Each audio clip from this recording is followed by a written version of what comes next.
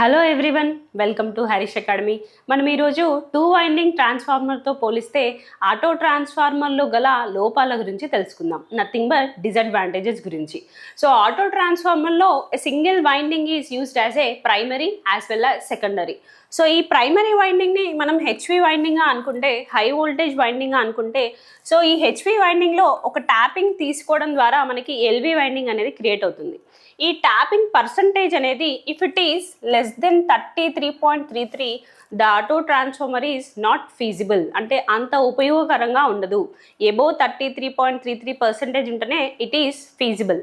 Okay, so coming to next one, these two windings, nothing but HV winding as well as LV winding, both are conductively coupled as well as inductively coupled. అంటే ఏంటి అంటే conductively means both are physical connection అనేది ఉంది రెండింటికి మధ్యలో, and inductively coupled means both are magnetically coupled with each other, అంటే flux అనేది link అవుతుంది రెండింటికి కూడా.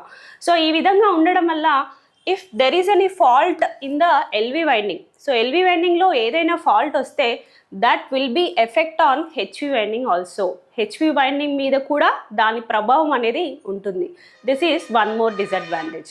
సో నెక్స్ట్ వన్ ఏంటంటే, due to any fault condition, if LV is open circuit అయిందనుకోండి, this complete voltage, HV voltage will be appeared across the LV winding. ఇక్కడ appear అవుతుంది. So LV winding మనం లోడ్కి కనెక్ట్ చేసాం. So because of this high voltage the load may damage. So load అనేది damage అయ్యే chance ఉందన్నమాట.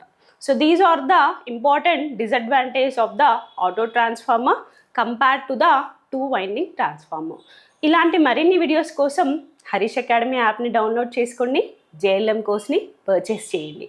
Thank you very much and all the very best. Harish, the best academy.